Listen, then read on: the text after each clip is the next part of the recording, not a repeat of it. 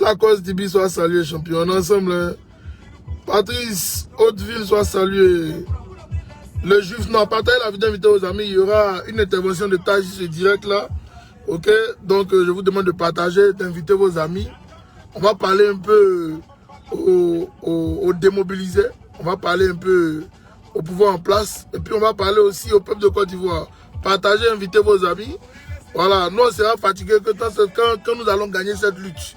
Ok, mais tant que nous n'avons pas encore gagné cette lutte, nous sommes bien assis sur nos tabourets puis on continue le combat. Nous sommes des soldats. Et un soldat ne baisse jamais la culotte. Un soldat, il va toujours au front. Oui, un soldat, quand il va au front, soit c'est pour gagner, soit c'est pour mourir. Voilà, c'est de ça qu'il s'agit. Donc je suis assis sur mon tabouret et puis on fonce. Partagez, invitez vos amis, n'ayez pas peur. C'est un direct de taille, c'est un direct d'information. Ok, il y aura une personne de taille qui a intervenu la fois dernière, qui viendra encore intervenir sur ce direct. Je vous le dis en vérité, nous on ne parle pas beaucoup. Ok, parce qu'il y a des gens qui veulent forcément nous faire parler. Mais quand vous nous provoquez, il faut assumer aussi les retours. Ok, pour ne pas dire les représailles, il faut assumer. Parce que nous, c'est comme ça. Nous, c'est en guerre. Donc, quand tu nous provoques, c'est que tu es prêt. Voilà, quand tu provoques KGB là, c'est que tu es prêt. Donc, je suis assis sur mon tabouret. Partagez, invitez vos amis.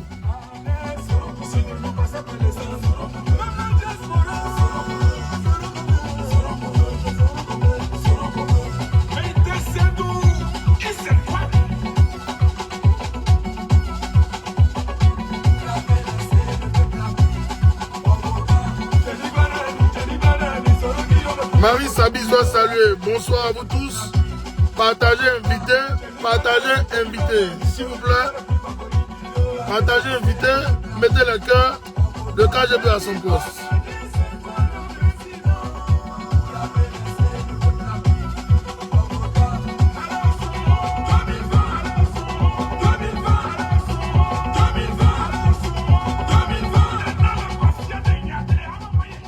Je vous demande de partager, d'inviter, s'il vous plaît. Partagez, invitez. Si vous ne partagez pas, je ne vais pas faire venir, je ne vais pas faire intervenir mon vieux père. Il est important. Donc si vous ne partagez pas, il ne va pas venir. Parce que tous ceux qui auront des questions pourront poser leurs questions. Et puis on va aller à l'essentiel. Ok? Donc je vous demande de partager ce direct là. C'est important. Ok? Informer, les démobiliser. Les petits, informer les petits rebelles là, ok, les nouveaux rebelles de Ouattara, informer-les, et puis nos cas venir on va parler, c'est important, voilà. Mais il y a 1 million de chemins à 8 ans. Cela veut dire 200 000 emplois. Diamant Blanc soit salué. Quelle est celle-ci, on est ensemble? Je suis bien assis sur mon tabouret, et puis ça chauffe pas. Partagez, invitez vos amis. Les ouvriers, les fonctionnaires, rien ne va de Mesdames, Kofi Joël soit salué. Des promesses non tenues, on appelle ça veille. Un problème de corruption. Oscar Tibi, le grand patron soit salué. Le KGB à son poste. Il faut partager, il faut inviter vos amis. Ok? C'est un direct de taille, c'est un direct d'information. Ok? Parce qu'il y a quelqu'un qui va intervenir encore sur ce direct là. Mon vieux père qui est intervenu la fois dernière, il sera encore là. Pour ceux qui ont des questions, vous allez, au moment des questions, vous allez poser vos questions. Ok? Il sera bien présent sur le direct. Je vous demande de partager, d'inviter vos amis. Parce qu'aujourd'hui, on va aller vite. Ok, partagez, invitez vos amis. Je suis bien là, je suis là, moi je suis toujours au rendez-vous. Voilà, Kibafori GL, l'enfant d'Afrique, soit salué. Ça fait 2 jours. Hein. Monsieur le président, comme tu as dit, c'est ton gouvernement là. C'est eux qui prennent l'argent du peuple là. Vous avez confisqué l'argent du pouvoir. Cela apportera des centaines de milliards. Le système Montenassis par soit salué. Devra permettre à la Côte d'Ivoire d'économiser 500 milliards de francs CFA par an. Amami Kobayashi soit salué. Yann de Golgotha soit salué. Où sont les 5 universités? Des ministres des vendeurs des moutons. Zoumana Koulibaly soit salué. Partagez, invitez vos amis. C'est important. Partagez, invitez. Au lieu d'être utilisé à d'autres fins, sera utilisé également pour l'investissement. Les gens oublient Joseph Désiré TDT, sois salué. que ces 12 000 milliards viendra de l'investissement privé. Que ce soit le chemin de fer de San Pedro. Capitaine Lewitt, mes respects. Merci aussi à toi d'être venu là. Effectivement, nous sommes bien assis sur le tabouret royal. Et nous allons commencer ce direct là, oui, avec... permettront de relever très rapidement le taux de croissance. Amé Akma soit salué depuis l'Italie. Mes respects à toi. J'ai été... La photo de Soule de Paris que vous avez vue avec moi, c'était en Italie. Nous étions bien là-bas au Crash Party d'Italie, ok, à Milan, Milan Central. Voilà, donc c'était vraiment un moment inoubliable pour moi et mes frères camarades de lutte. Voilà, donc ça me rappelle, quand tu me dis que tu es en Italie, ça me rappelle ça. Donc bonsoir à vous tous, partagez, invitez vos amis. Oui, Oscar Dibi soit salué, André Nda soit salué. Oh, yeah. Je veux que nos compatriotes sachent que j'apporterai la prospérité. Mes respects, Nda, André Nda soit salué. Bonsoir à vous tous. Je pense que je vais laisser la musique parce que j'ai beaucoup à faire aujourd'hui. Le peuple de Côte d'Ivoire, je vais commencer d'abord par vous, ok, par vous saluer et vous dire que nous devons rester droit, ok, sur notre ligne. Restons droit sur notre ligne parce que je vois beaucoup de choses qui se passent. Je vais vous dire, Draman, il a un objectif, diviser pour mieux régner.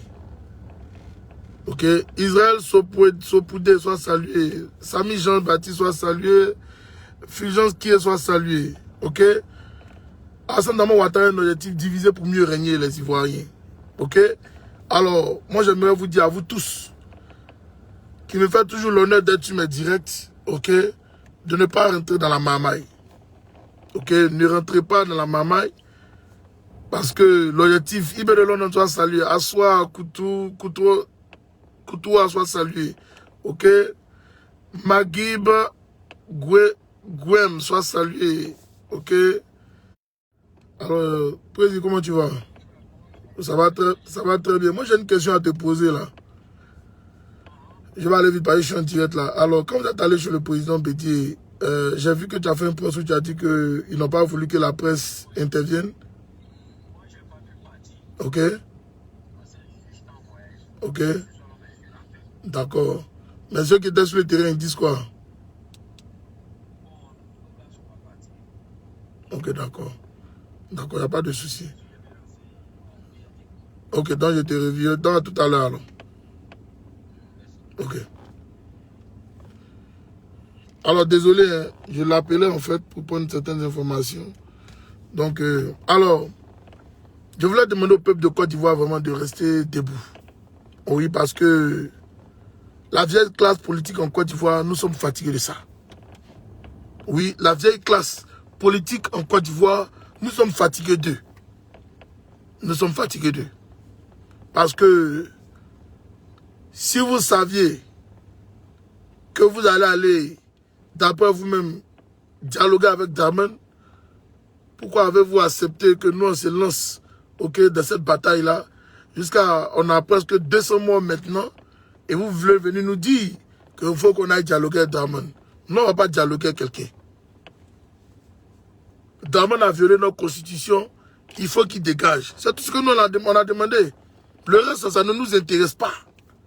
Le reste, ça ne nous intéresse pas.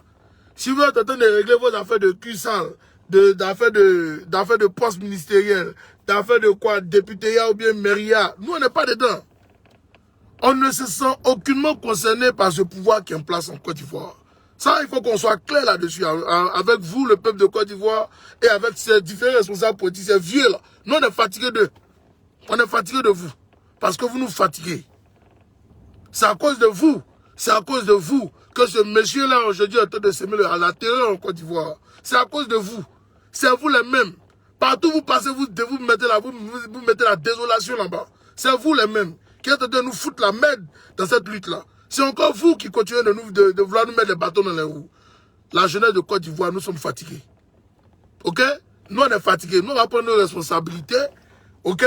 Vous les vieux là, Débrouillez-vous là-bas. Voilà. Si Dramane veut, n'a qu'à vous attacher, n'a qu'à vous tuer, vous tous, c'est votre problème. Parce qu'on est fatigué de vous. Ça, là, il faut qu'on vous le dise haut et fort. Nous sommes fatigués de vous. On ne peut pas entamer une lutte. Donc, vous savez que vous pouvez aller baisser vos pantalons devant Dramane. Et puis, vous avez venu s'asseoir pour nous parler de désobéissance civile. Apprenons à nous respecter. Hein. Apprenons à nous respecter. Ça, je le dis. Nous, on ne va pas marcher dans ça. Nous, on ne marchera pas dans ça. Et jusqu'à présent, je vous ai dit, quand vous dormez 1 heure, Dramane a 24 heures d'avance sur vous. Quand nous, on dort 1 heure, Dramane a 24 heures d'avance. C'est de ça qu'il s'agit. Vous êtes en quoi avec nous? Pendant que vous dites que vous voulez dialoguer, Dramane, on voit des responsables aller ici, on voit un autre aller là-bas. Mais Joe, si vous n'êtes pas unis là, ne nous dérangez pas. Nous, ça ne nous intéresse pas. Si vous, là, vous n'êtes pas unis là, ne nous dérangez pas. Ne dérangez pas la jeunesse de Côte d'Ivoire.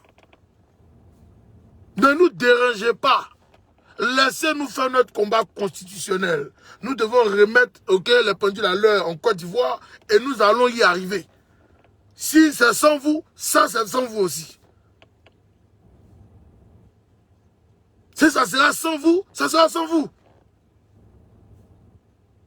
Parce qu'au regard de la situation que moi je constate, je me rends compte que toutes ces personnes-là attendaient que Guillaume Soro vienne faire la guerre, et puis tout le monde allait courir maintenant pour dire « Ah non, poste ministériel, non, non, on va s'asseoir ici, non, non, on va s'asseoir là. » Je pense que c'est ce qui se tramait dans leur esprit de tous. Et je vous ai dit la semaine passée qu'il y aura, Guillaume Soro ne va pas faire de guerre ici pour vous. Il n'y aura pas, vous-même, vos enfants, là, prenez-les, puis mettez-les, ils vont aller faire la guerre. Là, on va appeler aussi Pilou Paul. Ah, c'est lui aussi qui est le nouveau rebelle de la Côte d'Ivoire. C'est ça qui est la vérité. C'est ça qui est la vérité, les gars. Vous aussi, là, on va appeler aussi vos enfants rebelles. Là, ça sera chic. Nous aussi, on va dire, ah non, lui, là, il était le rebelle aussi en Côte d'Ivoire. On n'a qu'à se dire la vérité. Arrêtons de vouloir tourner autour du pot avec ces différents responsables politiques-là. On n'a qu'à arrêter ça. Parce qu'ils tentent à nous déstabiliser dans notre lutte. Notre lutte pour la libération de notre pays. Oui, parce que nous, on ne va pas aller partiser avec le diable. Jamais. Et je l'ai dit sur le Twitter de Dramane. J'ai dit, nous, on ne va pas partiser avec le diable. Parce que tu es le diable. Si Akakabe décide de partiser avec toi, c'est son problème. Mais il n'est pas un exemple pour nous, la jeunesse. Il n'est pas du tout un exemple, lui. C'est un gros PD, donc il n'est pas un exemple pour nous. C'est pas un exemple pour nous.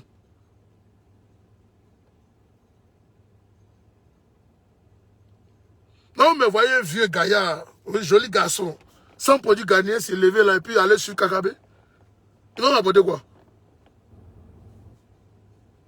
Un gars, quand il dit matin, il dit pile, en même pas 30 minutes, il dit Paul. Moi, il y a le suivre. Moi, je vais le suivre. Je suis fou. Moi, attendez, de vous à moi. Moi, il y a le suivre Kakabe, c'est qu'ils ont pété dans ma tête. Non, on peut faire suivre un garçon. Oui, garçon et CCD. Voilà, c'est ça qu'il s'agit. Garçon avec CCD. Pas les garçons bizarres là. Non, non, non. Pas les garçons qui se transforment en femmes demain là. Non. Garçon et CCD. Nous, c'est ce que nous on va suivre. La vieille classe politique là. Nous, on est fatigués de vous. Si vous ne voulez pas prendre nos responsabilités et que vous voulez biaiser notre lutte, nous, on va vous mettre à vos places. Un à un. C'est pas un débat. On va vous mettre à vos places un à un.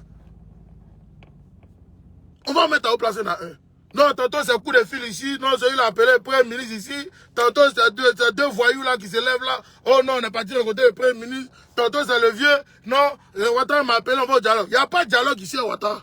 Il n'y a pas de dialogue ici à Ouattara. Il n'y a pas de dialogue. Si vous voulez aller discuter à Ouattara, nous on ne discute pas à Ouattara.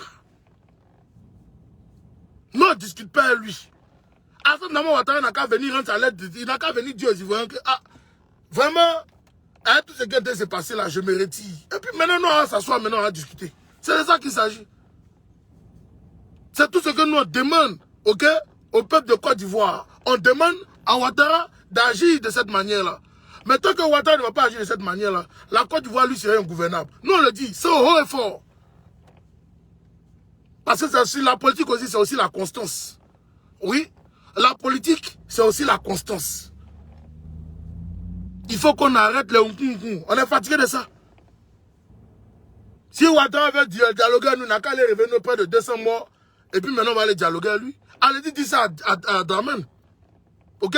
S'il veut qu'on aille dialoguer à lui, Draman, il n'a qu'à revenir 200 morts, et puis maintenant on va venir s'asseoir en dialoguer à lui.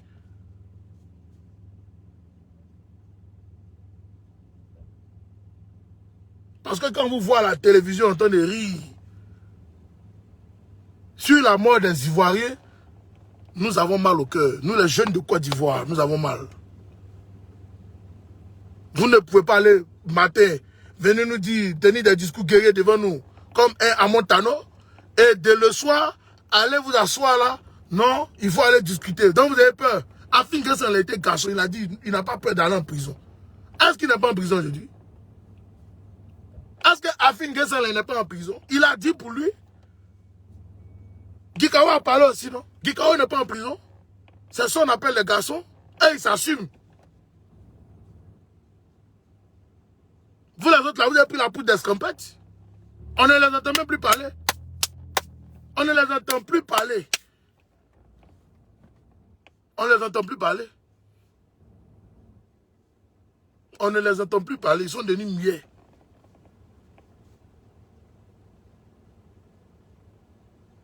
Ça aussi, eux aussi, ils vont nous dire qu'eux, ils sont politiciens en Côte d'Ivoire. Vous savez, moi, je retiens une chose qui est bien. C'est que chaque politicien aujourd'hui est en train de montrer son vrai visage au peuple de Côte d'Ivoire.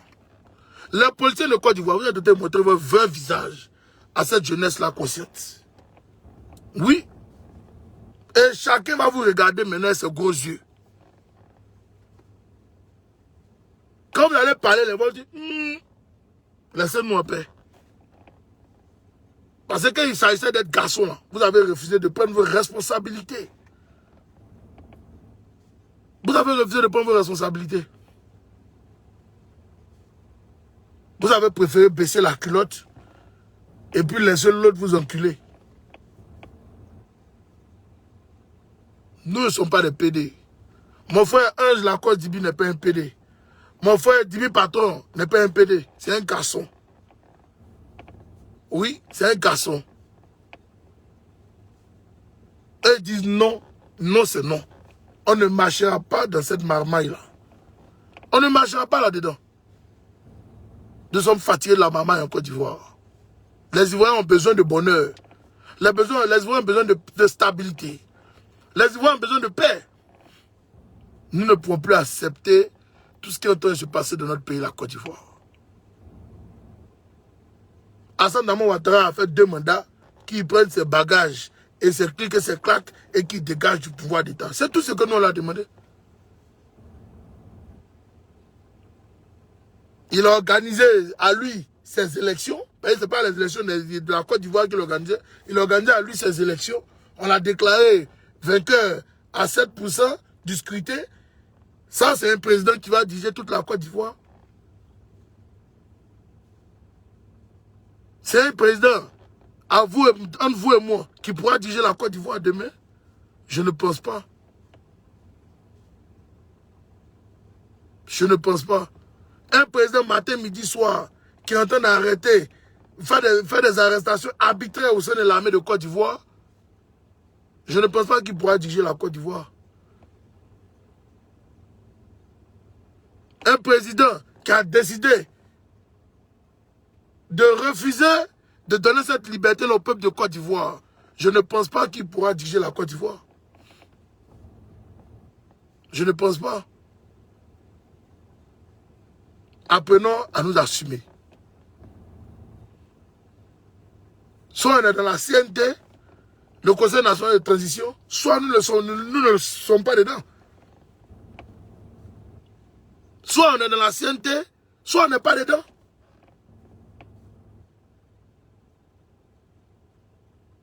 Donc arrêtons un peu avec toutes ces histoires-là. Vous troublez le peuple.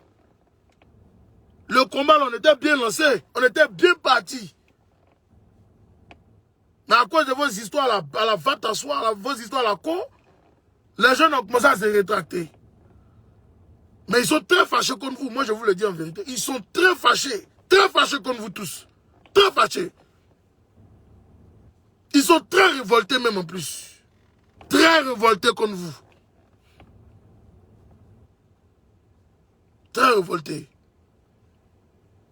Parce qu'ils ne peuvent pas assumer, ils ne peuvent pas accepter ce qui est en train de se passer dans leur pays. Et vous voir avec, en train de continuer dans cette marmaille, ils ne l'accepteront jamais. Donc j'aimerais vous dire à vous tous, de vous réveiller.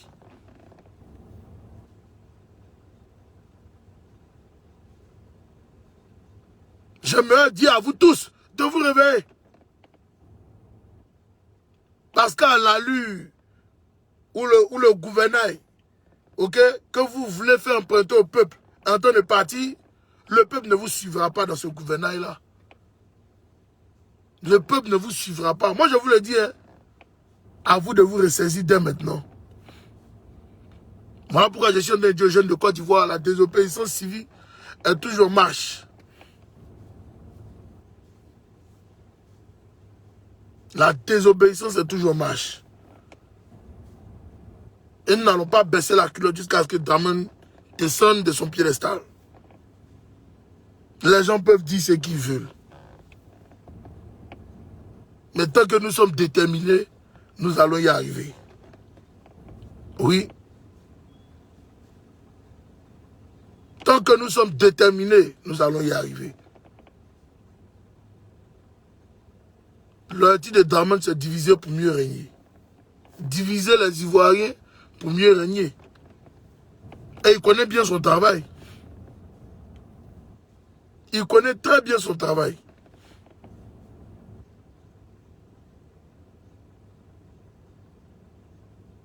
Donc nous, au niveau de l'opposition, nous on le dit haut et fort, nous ne reconnaissons pas Alassane Dramane Ouattara. C'est clair, nous ne le reconnaissons pas et nous ne le reconnaîtrons jamais. Jamais de la vie. S'ils veulent, n'ont qu'à corrompre tout l'international, mais c'est au peuple de Côte d'Ivoire de juger. Oui. Et nous n'allons pas accepter. Je vous le dis en vérité, pour ceux qui pensent que c'est du jeu, pour ceux qui pensent qu'ils sont en train de s'amuser, ils sont en train de rire, ils peuvent rire. Mais vous serez surpris. Oui, vous serez très surpris. Alors, je vais m'arrêter là pour permettre à mon intervenant de venir intervenir parce que il doit venir vous expliquer certaines choses. Donc, si vous avez des questions, ok, concernant la rébellion, le côté financier, ok, de cette rébellion-là, vous pouvez venir. Il va se prêter à vos réponses, pour ne pas dire à vos questions, et il va répondre. Parce que c'est important d'éduquer un peu les moutons de pâture. Oui, ceux à qui on va raconter des balivernes dans les villages, il est l'heure de vous éduquer un peu. Ok, et de comprendre un peu la situation. Donc j'appelle mon intervenant. Bonsoir à vous tous. C'est vous qui cherchez Guillaume Soro. Wow. Nous, on n'a pas besoin de, le monde n'a pas encore besoin de lui. Quand on aura besoin de lui, on va l'appeler. Ok?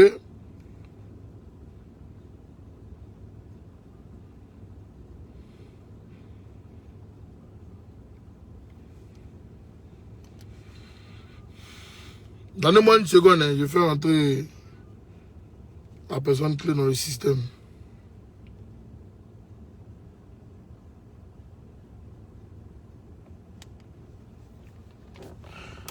Allô? Oui, allô, bonjour. Oui, Champion, comment ça va? Oui, ça va très bien, vieux père. Et chez toi? Oui, ça va. Ok. Alors, il y a un ex-démobilisement qui est rentré dans mon réseau hier. Oui. Et qui m'a dit, qui était en train de me raconter des choses auxquelles je riais parce qu'il me disait que Guillaume Soro avait promis quelque chose et que même si Alassane Dramane Ouattara ne fait rien pour eux, ne fait rien pour la Côte d'Ivoire, ok, ils vont tous rester derrière lui. Voilà, ils vont tous soutenir Dramane parce que Guillaume Soro les a menti. C'est comme ça qu'il m'a parlé. Et je relate les mêmes choses. Bonsoir mon vieux père Corolakos. À tout de content, soit salué. Donc, je vous relate un peu ce qu'il a dit. Et moi, c'est ma première question à moi. Ok? Moi, c'est ma première question à moi. En tant que modérateur. Ok? Moi, c'est ma première question. Est-ce que Guillaume Soro a vraiment menti à ces gens-là? Merci beaucoup, jeune, de m'avoir fait participer encore une fois ce soir dans votre direct. Et te féliciter pour tout le boulot que tu as bas pour ta nation. Merci beaucoup. Je suis très, très, très libre de répondre à toutes les questions concernant la rébellion. Et une fois encore ce soir, je dis à toute la nation ivoirienne et à toute la Côte d'Ivoire, il n'est pas concevable dans la vie d'aimer une personne, mais quand même reconnaître les qualités d'une personne, c'est très important. En ce qui concerne la question que vous venez de me poser, qu'un des démobilisés vous a posé cette question, je vais répondre à cette question favorablement.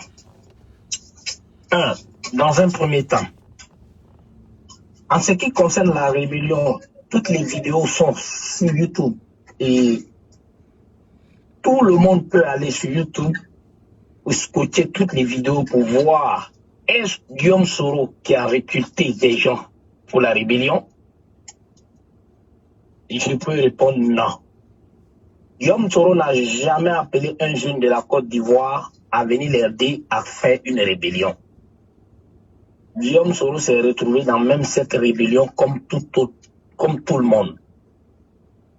Ça, j'ai fait l'éclaircissement de ça pour que tout le monde sache que Guillaume Soro n'a jamais fait une liste de qui que ce soit à venir combattre pour lui dans la rébellion et qu'après, il lui donnera un franc.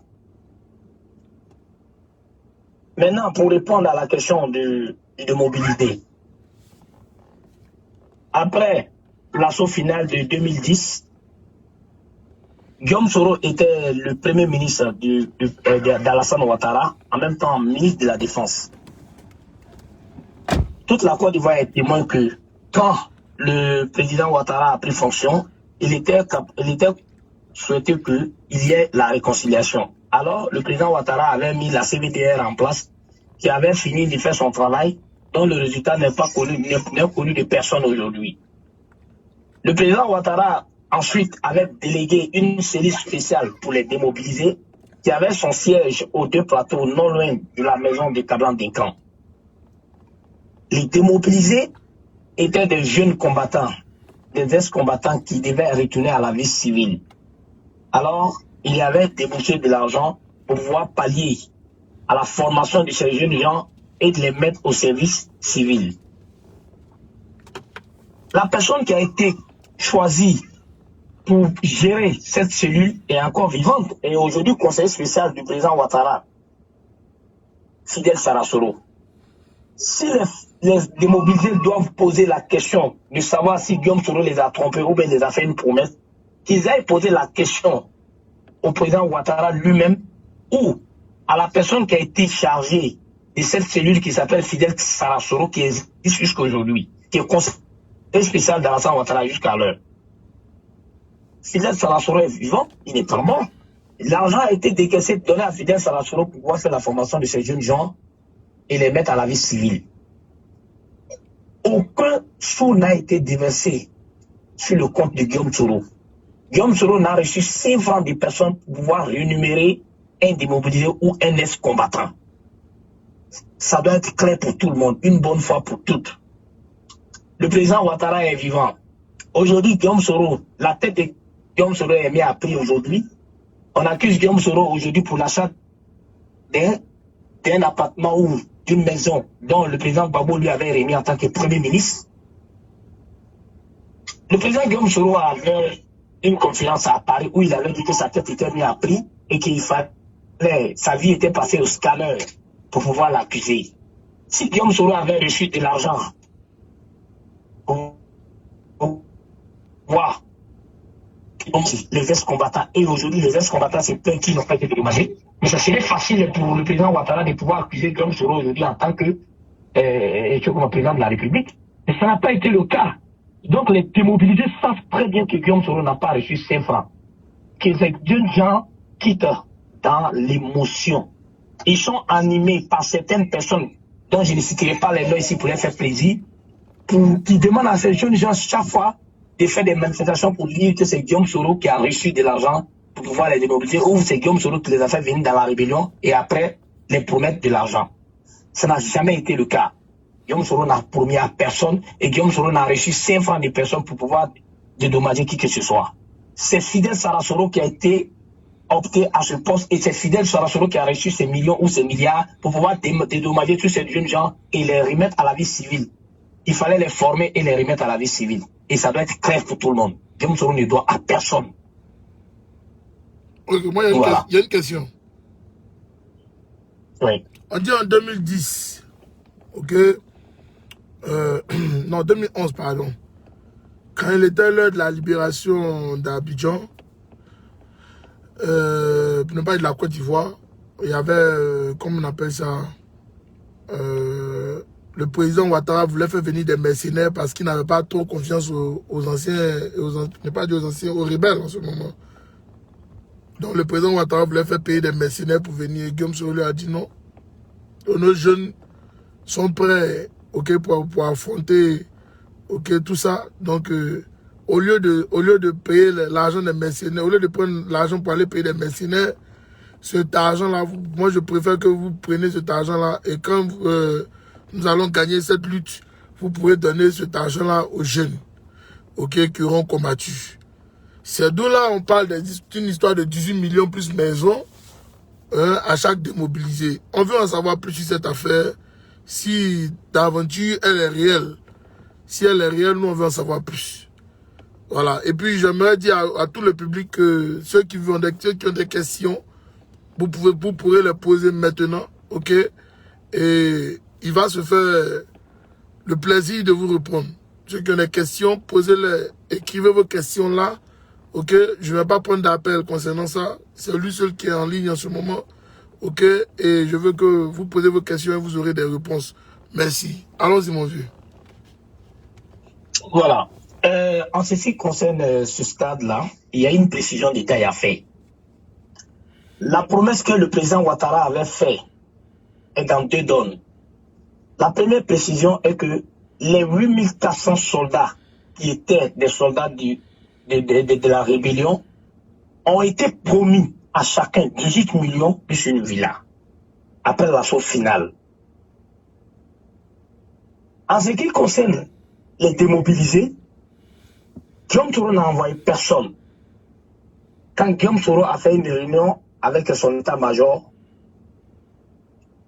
père à son âme, le colonel Ouattao, Chérif Ousmane, Kone Zakaria et consorts, tous ces chefs de guerre ont fait la proposition à Guillaume Soro pour dire, au lieu d'aller chercher les mercenaires, nous pouvons voir nos jeunes gens à Abidjan et dans les autres villes de notre pays pour nous aider à accéder au pouvoir, pour faire cette lutte. Guillaume Soro les a dit, si vous pouvez le faire, allez-y, on a besoin de l'air.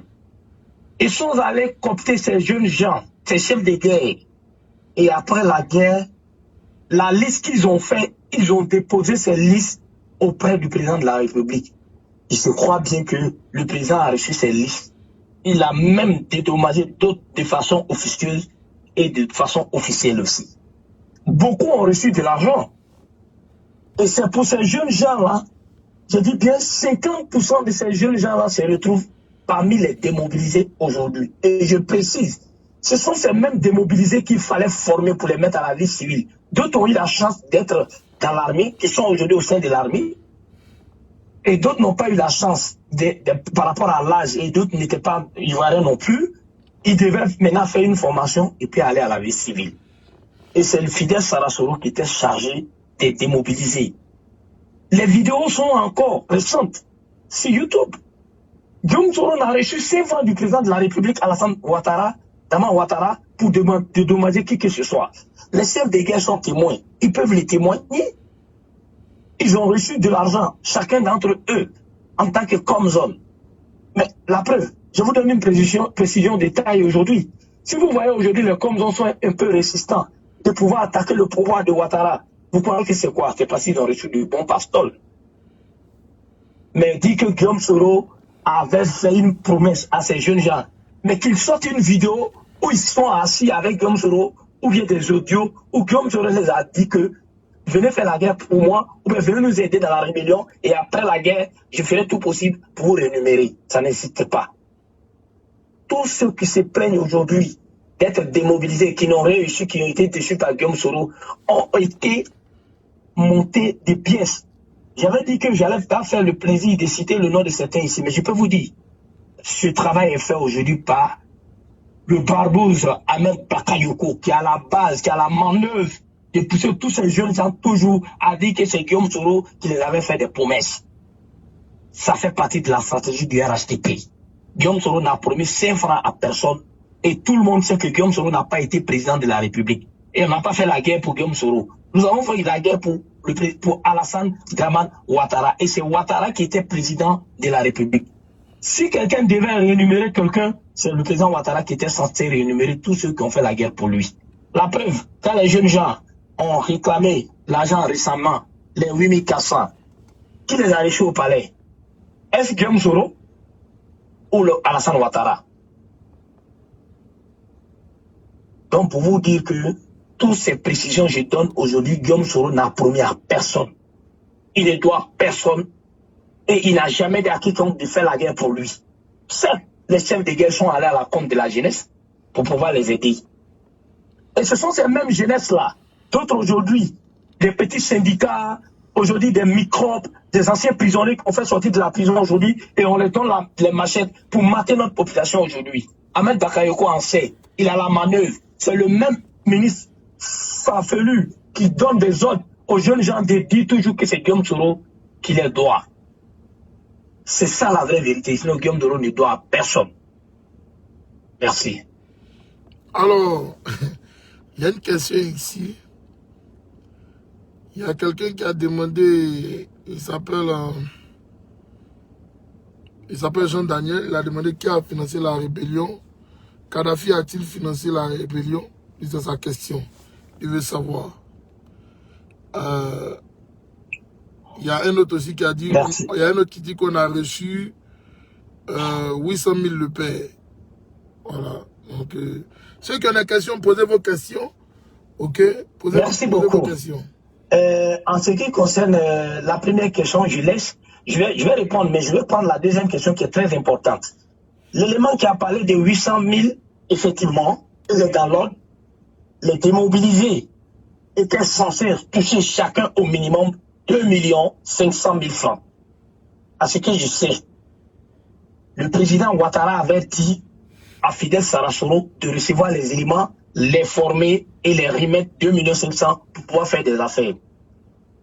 Ils sont allés choisir des jeunes qui n'ont pas converti pour gonfler l'effectif. Alors l'argent que le président avait décaissé pour pouvoir payer ces jeunes gens ne pouvait pas suffire ce montant. Qu'est-ce qu'ils ont fait? Ils ont réduit le montant à 800 000 francs. Effectivement, il y a beaucoup de jeunes qui ont reçu 800 000 francs. Parce que dans la démobilisation, il fallait quoi? Déposer les armes et on vous remettait les 800 000. Alors, si vous voulez une formation, on vous envoie vers la formation. D'autres sont sortis comme aujourd'hui, sapeurs-pompiers civils. Ils sont là, ils ont reçu les 800 000 francs, 850 000. Donc, ce jeune homme-là en sait quelque chose, il est vraiment démobilisé. Ça, je peux le garantir, je peux dire que c'est vrai. C'est la vérité, ils ont reçu 850 000. D'autres 800 000. Maintenant, en ce qui concerne le colonel Kadhafi, pour le financement de la rébellion. Attends, il y a une question ici, attends. Il dit, c'est-à-dire, les intégrés dans l'armée restent dans l'armée, ceux qui veulent rester dans l'armée, qu'on les paye, l'armée qu'on les paye, elle est démobilisée pour eux 5 millions. Bon, moi, j'ai pas bien compris la question. Mais vas-y sur Kadhafi et puis on va voir. Ah, il y a un qui a dit, le gars, il a dit, Yann de Golgotha, il a confirmé, il dit vérité le père. Alors, donc il a confirmé, t'es dit, ok, il vient de confirmer, t'es dit. Celui qui a dit que c'est 5 millions, c'est pas vrai. Ok. Même si aujourd'hui, nous ne sommes pas des mèches avec le président Dramane Ouattara, il était censé dire qu'avec les TFI qu'ils ont annoncé au palais, c'était 2 500 000 par élément. Et on a jugé bon qu'avec 2,5 millions, il pouvait faire quand même quelque chose. Chacun pouvait se débrouiller pour te faire un petit business. Alors, celui qui devait aller en formation mécanique ou la menuiserie ou d'autres choses, avec les 2,5 millions, quand il finissait, il pouvait faire son petit atelier ou son petit business, son petit commerce. Maintenant, en ce qui concerne ce qu'on appelle l'effectif, gonfler l'effectif, ils sont allés prendre des gens pour gonfler l'effectif qui n'ont pas fait la guerre, et c'est ce qui est arrivé jusqu'à 850 000 et ça n'a pas servi aux jeunes gens. Et ils n'ont pas été contents, ils n'étaient pas contents, ils réclament toujours de l'argent parce qu'ils ont trouvé que 850 000, c'était rien. Avec 850 000 francs, on ne peut rien faire. Alors, en ce qui concerne le financement de la rébellion par Kadhafi, je sais que le colonel Kadhafi était un conseiller principal de cette rébellion. Mais je ne pourrais pas dire que le colonel Kadhafi était un financier, car je n'en sais rien sur ce côté. Mais il était un homme principal de cette rébellion. Voilà. Alors, Yann de Golgotha encore confirme vos propos, il dit encore vérité. Alors, si vous avez des questions, ok, envoyez vos questions. Ok, attends, ne quitte pas. Hein. Je pense qu'il y a une question qui est passée ici. Il dit, moi j'ai 16 ans, il s'appelle Ange Gardien. Ma question, pourquoi vous avez installé Ado au pouvoir en 2011? Ça, c'est sa question à lui. Merci beaucoup. Très belle question qui va peut-être me prendre 1 ou 2 minutes pour donner des détails. Je ne pourrai pas aller en profondeur parce que cette question elle est très longue. Pourquoi nous avons mis le président Ado au pouvoir en 2016 en 2010? Non, attends d'abord, attends. Il y a Sidney Traoré qui dit que tout le monde n'a pas reçu les 850 000, monsieur. Mais c'est ce qu'il est en train de dire, Sidney Traoré. Il a dit que les gens ont pris des gens pour gonfler l'effectif. Donc c'est ce qui a fait qu'il y a d'autres même qui n'ont même pas touché leur argent. Il y a d'autres qui ont touché. Ok, mais il y a d'autres qui n'ont pas pu toucher leur argent. C'est ce qu'il est en train de dire en fait. Ok, voilà, parce qu'il y a un problème là. Attendez. Allô? Il dit c'est vrai pour les 8400. Je suis au courant. Il y a un qui confirme. Ok, Marius Bonheur confirme pour ce que tu as dit tout à l'heure. Ok, donc vas-y alors. Vas-y avec la question de Kadhafi. Et puis j'ai une question qui est venue tout de suite là. Bien fini avec la question de Kadhafi. Il y a un qui a posé la question pourquoi nous avons mis le président Ouattara au pouvoir. Oui, vas-y. Nous avons mis le président Ouattara au pouvoir. Comme l'a si bien dit le président Guillaume Soro l'a toujours souligné. On a été tous embobinés, on a été tous trompés. Un moment dans l'histoire de notre pays, on s'est senti frustrés tous. On s'est dit que dans notre pays, la liberté d'aller et de revenir était confisquée. On avait dit que quand tu es nordiste, tu ne pouvais pas circuler. Quand tu portais les boubous, tu ne pouvais pas circuler. Quand vous vous rappelez, en Côte d'Ivoire, à un moment donné, il y avait le Sécos. Le Sécos qui réprimandait beaucoup les musulmans, les rafs, ainsi de suite. Mais frère, en réalité, le jeune de 16 ans, pour lui dire, et avec 16 ans, vous savez déjà ce que vous voulez, même si vous n'êtes pas marqué en tant que tel. Dire que on a été tous trompés. Si on a vu notre papa Henri Konan Pédié qui s'est fait tromper, on a vu notre papa Laurent Koudou, Laurent Gbagbo lui-même s'est fait tromper parce qu'il a été l'une des premières personnes à former le Front républicain avec Alassane Ouattara, le Sujet Draman Ouattara. Et le père même de la nation, Félix Houphouët-Boigny, qui a été trompé par l'entremise de Dominique Folorou, qui a amené ce monsieur Alassane Ouattara, qu'il a introduit auprès du président Houphouët-Boigny pour être premier ministre en Côte d'Ivoire en 90. Et c'est par là que tout a commencé. Et en 93, le père fondateur décède. Le président Ouattara avait voulu faire un coup d'état constitutionnel dont il est encore dedans aujourd'hui. Ça n'a pas marché. Oublier prendre les règnes parce que la constitution de notre pays disait que s'il y avait vacance de pouvoir, c'est le président de l'Assemblée nationale automatiquement qui devait être président de la Côte d'Ivoire. Après 93, le président Ouattara se retira en tant que premier ministre, n'a pas aimé cette frustration, à aller créer une rébellion. En 99, pousser le président Henri Konan Pédié à chuter le pouvoir, qui a quitté le pouvoir. Et Guy Robert qui arrive, qui découvre que Ouattara n'a pas été ivoirien, n'a pas accepté le deal et avait fait le deal avec le président Koudou Laurent Gbagbo, qui était futé et qui arrive en 2002 au pouvoir. Le président Gbagbo qui a scellé, qui ne voulait même pas la candidature du président Ouattara, et que c'était qui a envoyé cette rébellion. Par l'insistance de cette même rébellion dont nous sommes les éléments. Aujourd'hui, nous avons beaucoup de regrets et nous continuons de demander pardon à notre nation et on veut faire réparer les choses. Mais qui ici, devant toute l'opinion nationale et internationale, pour dire que justice serait faite. Justice serait faite. Nous regrettons tous aujourd'hui amèrement d'avoir mis ce monsieur au pouvoir qui est en train d'aujourd'hui endormir notre nation. On a beaucoup de regrets pour cela aujourd'hui.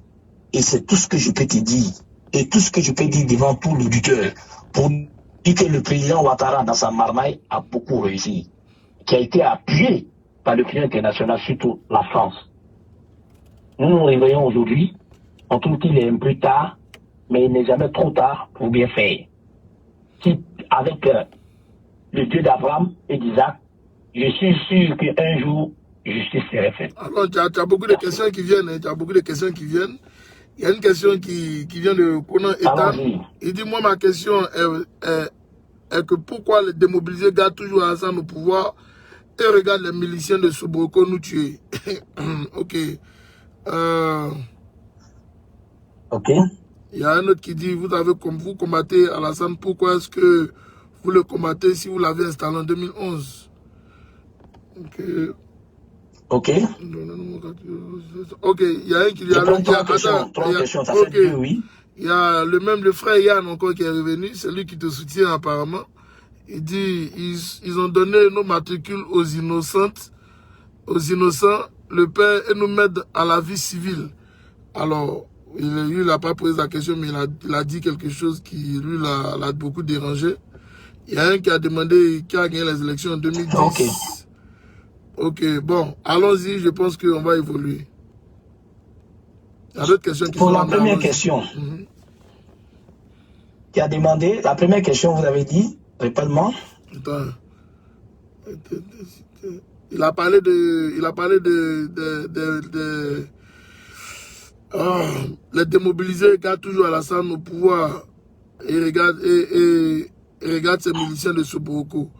Voilà, donc il n'est pas du tout content. Donc, voilà. Les démobilisés gardent Alassane Ouattara au pouvoir et les miliciens à Sobroko sont en train d'endoctriner notre nation. C'est vrai. Aujourd'hui, les démobilisés n'ont pas le choix. Les démobilisés n'ont pas le choix. Comme il appelle aujourd'hui les 8400 démobilisés, sinon les 8400 ne sont plus démobilisés, ils sont militaires en Côte d'Ivoire, ils sont reconnus. Par l'accord de Ouaga, ils sont reconnus aussi par l'armée ivoirienne. Ces 8400 aujourd'hui sont ciblés par Alassane Ouattara et ses baboules. J'ai dit ici tout de suite à l'entremise que le ministre Farfelu, qui a la manœuvre, on nous prend aujourd'hui des vagabonds, des loupards pour mettre à la tête de notre gouvernement. Vous voulez qu'on s'entende à quoi? Aujourd'hui, les démobilisés sont en train de passer par combien de manières pour voir dans quelle mesure le peuple peut les aider à enlever le président Ouattara au pouvoir pour pas qu'il y ait un pain de sang. Voilà l'information que je donne qui est capitale. Si nous voulons revenir en arrière comme en 2000 ou en 2002 ou en 2010, on aura en 2010, on nous a passé les 3000 morts. On risque de passer presque à 6 000 ou 8 000 ou même presque plus que ça. Nous ne voulons pas ça pour notre nation. On veut que le peuple nous aide de façon démocratique. Avec la rue, pour que le président Ouattara puisse partir. Ces miliciens ne sont pas nombreux. On peut sortir d'un moment à l'autre pour pouvoir pallier à ça. Mais si le peuple ne nous donne pas le courage de pouvoir sortir dans la rue, montrer à l'opinion nationale et internationale qu'ils ne sont pas d'accord avec M. Ouattara fait, qu'est-ce que vous voulez que nous fassions? Il a que oui, on ne sait rien faire et que c'est les armes qu'on s'est fait piquer à chaque moment. Alors, nous voulons parler de démocratie.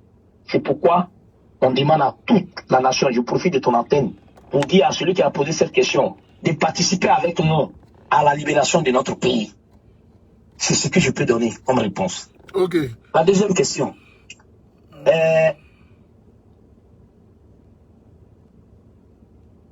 La deuxième question. C'était pas une question en tant que telle. Hein. Il a dit qu'ils ont donné leur matricule aux innocents alors qu'eux, ils ont combattu, mais le leur n'a pas donné de matricule. Voilà. Donc, Oui, c'est la vérité, lui, il dit, parce que j'ai dit ici que, oui, ils avaient gonflé l'effectif. L'effectif qui était censé être rémunéré et ceux qui devaient aller dans l'armée, ils ont gonflé l'effectif. Donc ceux qui devaient avoir les matricules n'ont pas eu, et ceux qui devaient être payés n'ont pas été payés. C'est ce qui a envoyé aujourd'hui ce qu'on voit.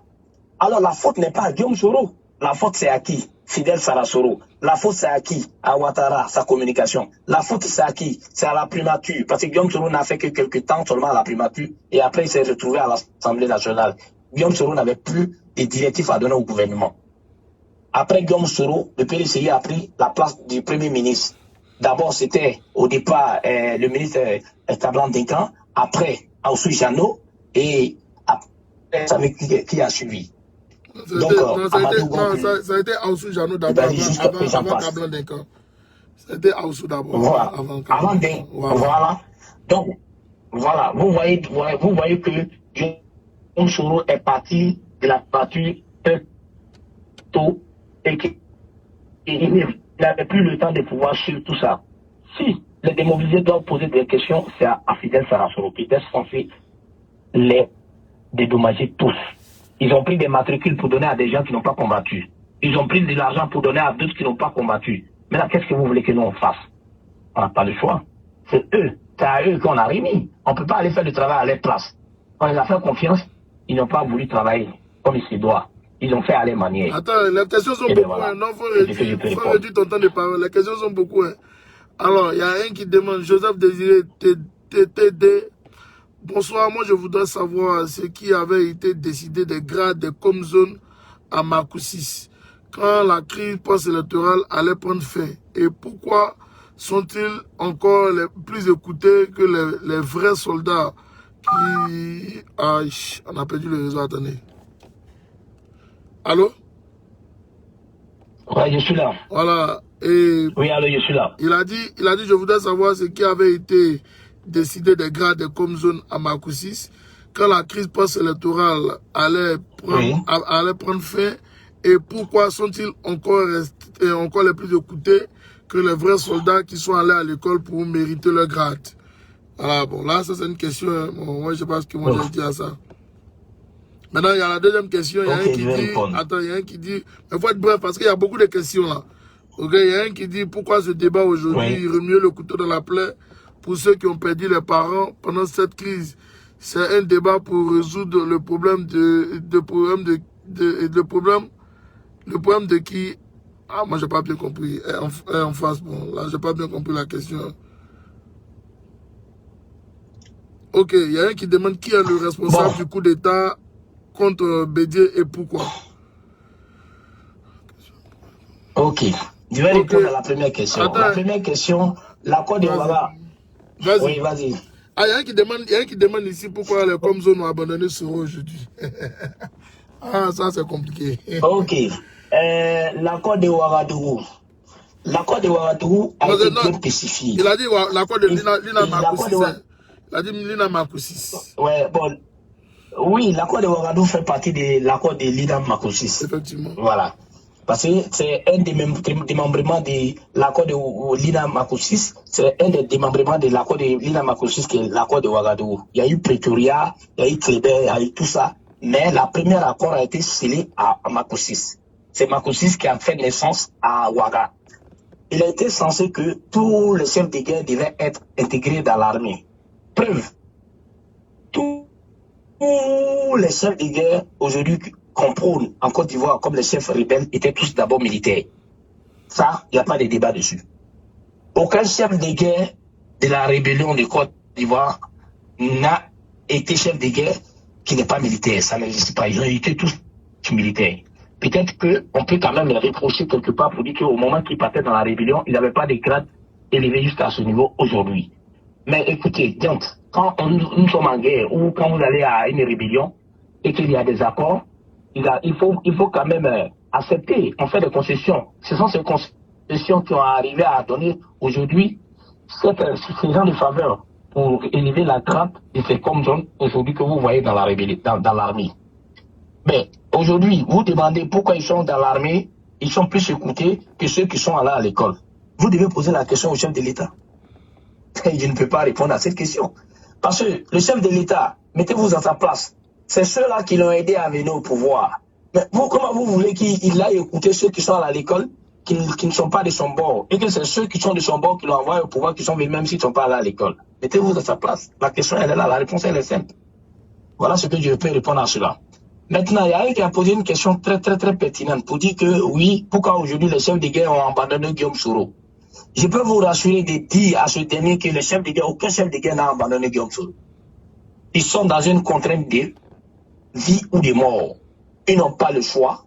Quand vous avez le pain au chaud ou dans le feu, s'il est cuit, vous avez une seule solution. C'est de la manger ou de la mettre à la poubelle.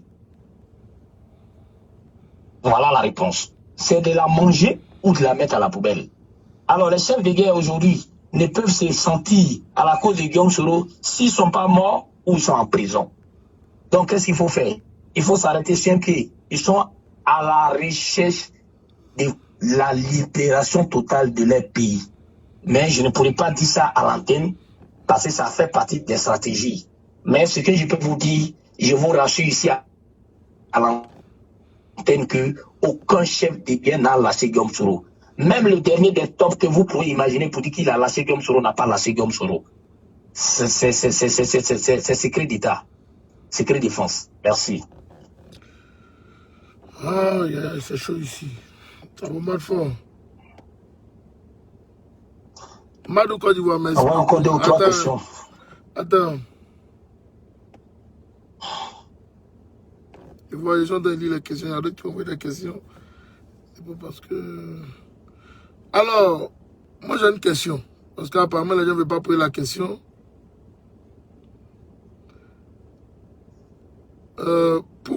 Comment s'est-il passé le braquage de la BCAO?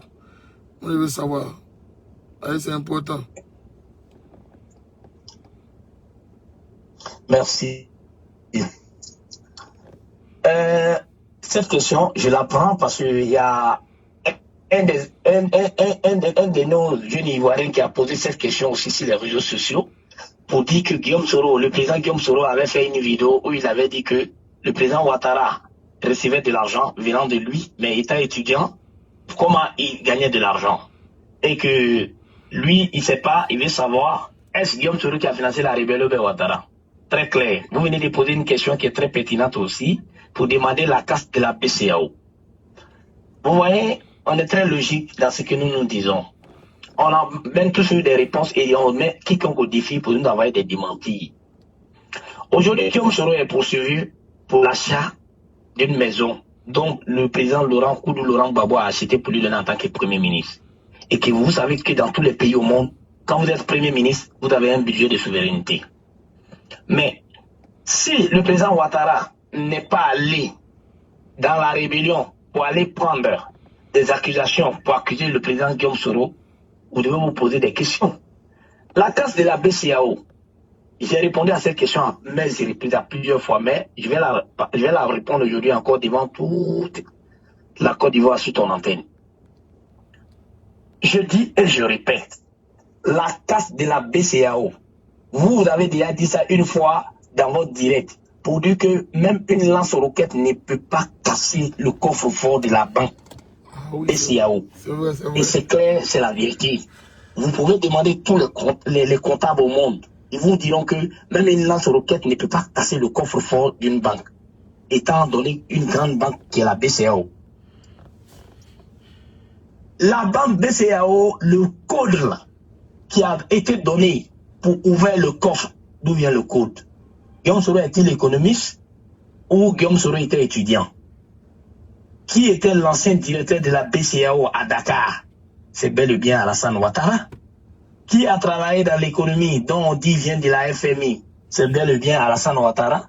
Mais écoutez, c'est Alassane Ouattara qui a donné le code de toutes ces deux différentes banques, à Man et à Boaké. Et avoir l'argent, c'est ce qui a servi à financer le RDN et sa campagne jusqu'au venir au pouvoir.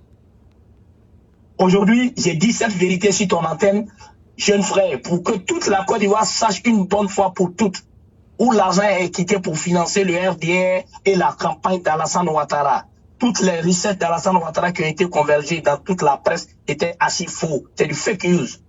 C'est cet argent qui a servi à financer le RDR. Le ministre Ahmed Bakayoko, Amadou Gon Coulibaly, Zemogo Fofana, Jean-Jacques Deschaux, Ali Keïta, venaient tous marcher, venaient émarger à Bouaké pour recevoir de l'argent venant de la part de Alassane Draman Ouattara. S'il y a quelqu'un, voilà pourquoi j'ai été très choqué de voir à Abidjan qu'on juge le président Laurent Gbagbo pour les malversations au niveau de la banque à Abidjan où on accuse le ministre Katina et qu'on condamne le président Laurent Gbagbo à 20 ans.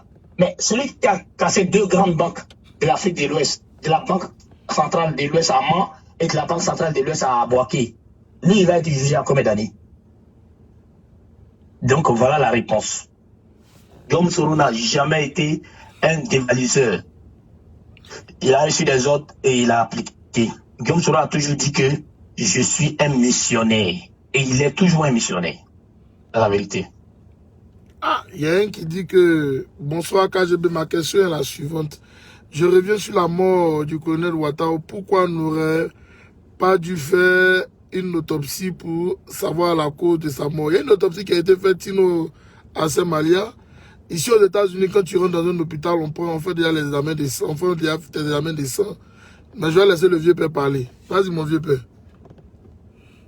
En ce qui concerne la mort du colonel Ouattara, l'autopsie a été faite même avant la mort de Ouattara. Et jeune frère, toi-même, tu es aux États-Unis.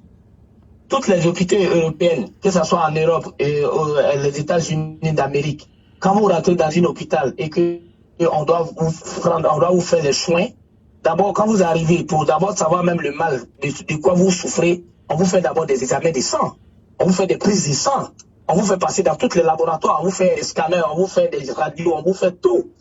Mais il n'y a plus à faire d'autopsie plus que ça. Mais les scanners, toutes les radios, toutes les prises de sang qui ont été faites ont découvert que Ouattara a été bel et bien empoisonné. La famille du colonel Ouattara, Issaka Ouattara, savent très bien que Ouattara a été empoisonné. Mais dites-moi, en Côte d'Ivoire, qui ne sait pas que le parti au pouvoir traîne du poison?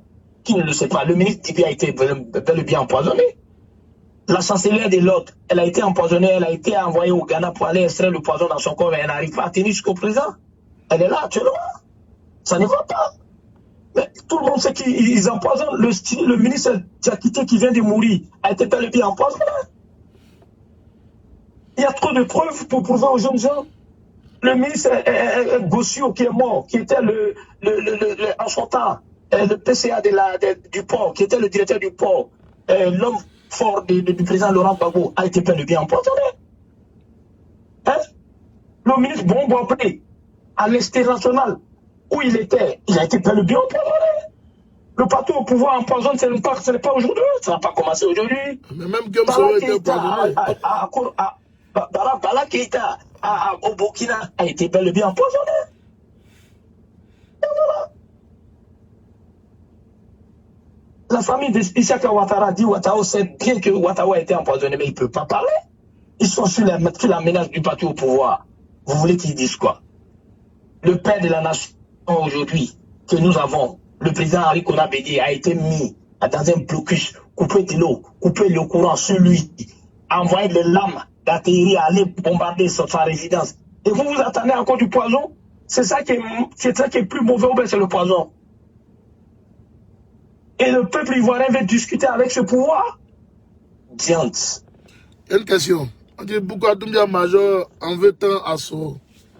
C'est une question à laquelle je veux vraiment que tu répondes. Je vais vous faire le plaisir de vous répondre à cette question de façon bref.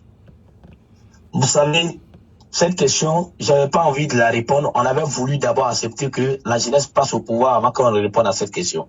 Vous savez, je félicite ici la chanson des jeunes gens, Siro Yodé et Siro, qui ont dit en Djoula que Doumbia Major est un Yorolombali. Il ne sait pas ce qu'il veut. La réponse à ça, C'est ça que les jeunes gens ont donné dans la musique. Doumbia Major ne sait pas ce qu'il veut. Doumbia Major en veut à Guillaume Soro. Parce que quand Guillaume Soro et les forces nouvelles ont réussi à mettre le président Ouattara au pouvoir, et que Guillaume Soro n'a pas donné un poste ministériel ou un poste de DG à Doumbia Major n'a pas apprécié cela. Depuis au temps de la rébellion, Guillaume Soro est le premier ennemi d'après Doumbia Major. Pourtant, Doumbia Major en veut à Guillaume Soro. Il y a Guillaume Soro pour cette haine parce que Guillaume Soro n'a pas donné de poste ministériel ou de poste de DG. C'est cette haine viscérale qui l'anime. Aujourd'hui, qui le pousse. Mais écoutez, il y a des vidéos sur YouTube. Regardez, Doumbia Major dénigrer le président Ouattara et sa femme. Il les traitait de tout. Comme le plaisantin de Ferland Johnny Pachoko qui faisait la même chose. Et si vous voyez même Doumbia Major aujourd'hui faire les éloges d'Alassane Ouattara, mais allez-y comprendre. Aujourd'hui, vous les jeunes de la Côte d'Ivoire, si vous vous réunissez aujourd'hui à 10 personnes, formez un groupe, allez voir le ministre Ahmed Bakayoko pour dire que vous ne voulez pas Guillaume Soro, vous allez passer par toutes les manières pour pouvoir dénigrer Guillaume Soro, faire des matchs et autres, et ils vont vous financer. Aujourd'hui, tout le monde en Côte d'Ivoire, l'opinion internationale, nationale, savent que si le parti au pouvoir a un souci, il s'appelle Guillaume Kibafori Soro. Et c'est dans cette même lancée que Doumbia Major est. Voilà la réponse. Ok, on dit, ben, il y a le coup d'état de Bédier là, il y a un qui dit qu'il veut plus d'explications. Gisley Mbra, il dit qu'il veut plus d'explications sur le coup d'état de Bédier. Contre Bédier en 99. De 99? Yes. Oui, le coup d'état de 99, on a un jeune frère qui venait de la Centrafrique. Ils venaient de la guerre en Centrafrique. Ils avaient reçu des primes de guerre qui ont été déversées au président Bédier, qui s'élevait à un montant de près de 32 milliards, dont l'État devait faire un soupçon. L'État devait prendre une partie et puis les remettre une partie. Mais il n'y avait pas de soupçon à ce niveau. Ils ont profité de ça. Le président Ouattara a planifié ça avec les jeunes gens, dont Ibrahim Koulibaly, qui était son garde du corps alors, ont profité de cette mutinerie et fait un renversement de pouvoir. Aller chercher le général Robert Gueye par le conseil d'Alassane Ouattara lui-même pour pouvoir dégager le général, pour pouvoir dégager le président Arikona Bédié du pouvoir et installer le général Robert Gueye. Voilà ces petites précisions que je pouvais lui donner parce que je ne peux pas en dire en plus parce qu'il y a certaines choses qu'on ne peut pas dire sur l'antenne. Voilà. Mais ça a été planifié par le président Ouattara, Alassane Dramane Ouattara. Ok, d'accord. Il y a une question aussi encore ici où il y a un qui demande plus de précision. Ok, il y a un qui dit pourquoi la plupart des musulmans suivent Ado malgré qu'ils savent que c'est un meurtrier. Ok, et puis il y a une autre question ici où il y a un qui dit que lui, il aimerait connaître les circonstances de la mort de Désiré Tagro. Voilà. Donc, en ce qui concerne les éléments, savent que Alassane Ouattara était un menteur et ils sont toujours avec Alassane Ouattara. Ils sont avec Alassane Ouattara parce que quand vous êtes président d'une nation et que vous avez été élu démocratiquement, vous voyez que Bédié avait fait l'appel d'État au Koro en 2015. Alassane Ouattara a été reconnu comme président de la République de Côte d'Ivoire. Et si les éléments s'élèvent tout d'un coup pour pouvoir réclamer quelque chose, on va passer de coup de pouce, ça va devenir un coup d'État. Mais maintenant que depuis le 31 octobre, Alassane Ouattara n'est plus président de la Côte d'Ivoire et que vous posez des questions aujourd'hui, mais ces jeunes gens attendent que vous, le peuple, vous descendez dans la rue. Oui, nous sommes aujourd'hui à près de 200 morts, mais ils trouvent que ça se passe dans les villes. Ils veulent que le champ de théâtre soit à Abidjan. Je vous donne cette information, peuple de Côte d'Ivoire, je profite de ton antenne. Si vous sortez une seule journée à Abidjan, Alassane Ouattara, d'après les Ivoiriens, Huawei, il est parti. Ces jeunes gens attendent seulement que vous, le peuple, n'acceptez pas des négociations, sinon votre pays est à lambeaux pour de bon.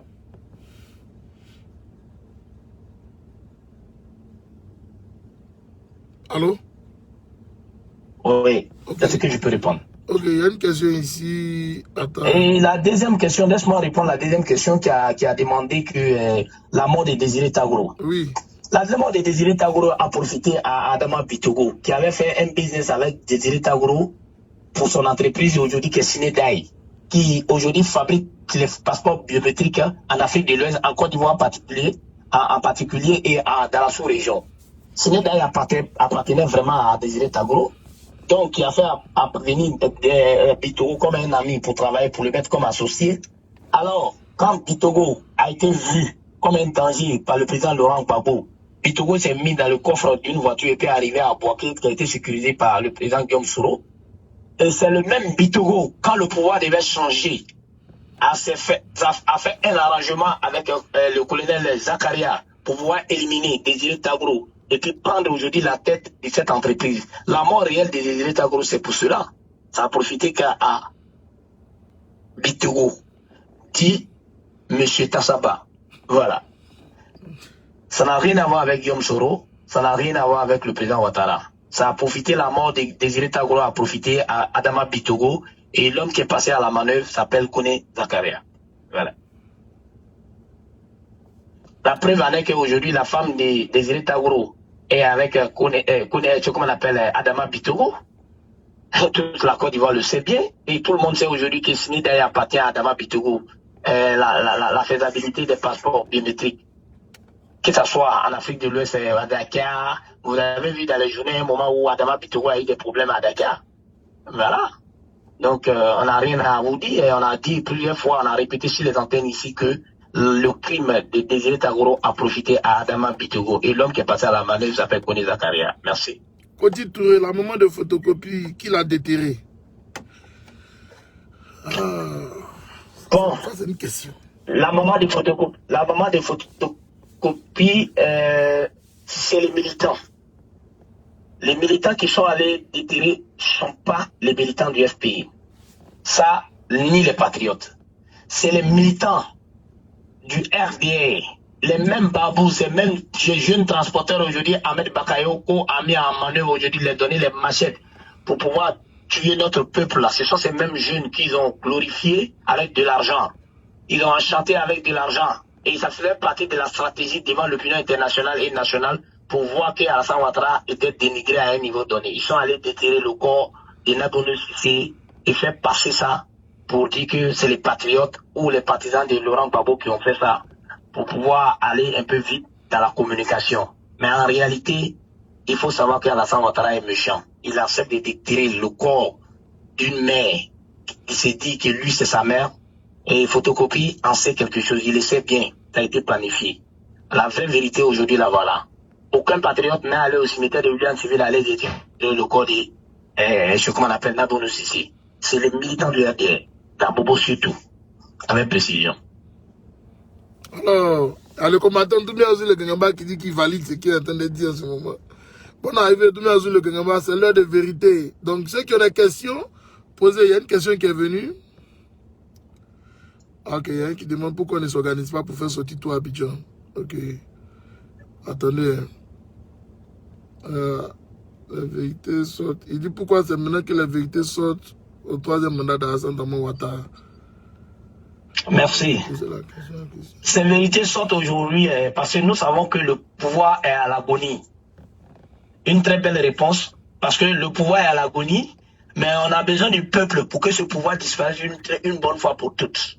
Parce que le peuple ivoirien en a subi, le peuple ivoirien en a souffert, et le peuple ivoirien est fatigué de cette mascarade, le peuple ivoirien est fatigué de ces mensonges, le peuple ivoirien est fatigué de ces montages en pièces. Aujourd'hui, nous faisons sortir toutes ces vérités pour montrer à nu qui est l'homme, qui est ce fameux président, qui est ce bon menteur, qui est ce falsificateur, et avec son groupuscule. Donc, l'heure est temps qu'on dise certaines vérités pour que le peuple ivoirien sache à qui ils ont affaire. Voilà, merci. Il y a un qui est fâché ici, il s'appelle Ayoub Zakaria, il dit que nos mères sont bon, c'est pas grave.